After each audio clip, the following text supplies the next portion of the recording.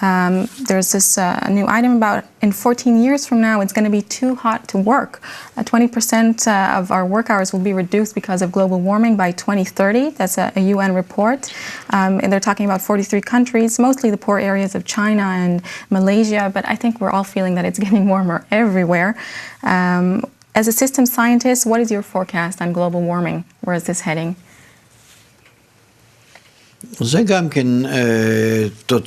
That too is a result of lack of connection between us, that humanity is the main cause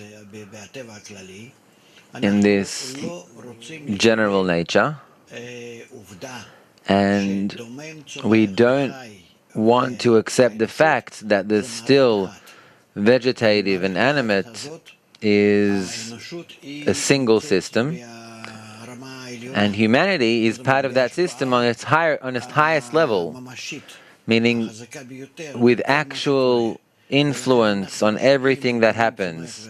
That is why we're influencing the still vegetative and animate. And that is why it won't help. There'll be more problems and more diseases and more mosquitoes and more viruses and so on, and all of that, it won't disappear until we won't balance out our connection, and by that bring all of nature to its proper correction, because nature that reaches proper correction,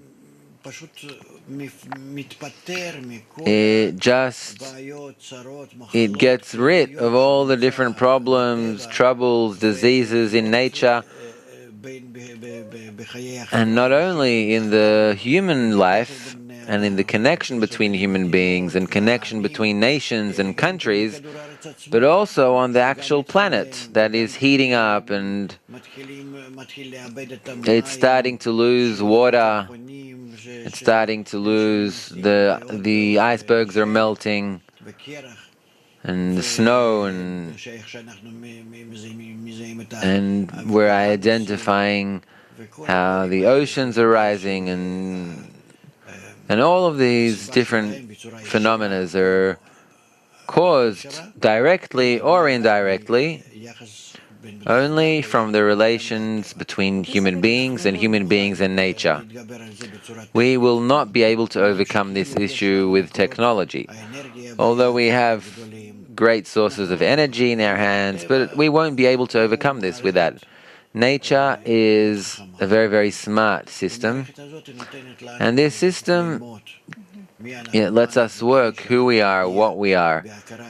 So we will reach this recognition that we must be the correct managers and leaders, and hopefully we'll learn this and we'll be able to order. This global warming is also affecting the way we feel, the way we think. It seems that maybe we're getting a little crankier due to all this heat.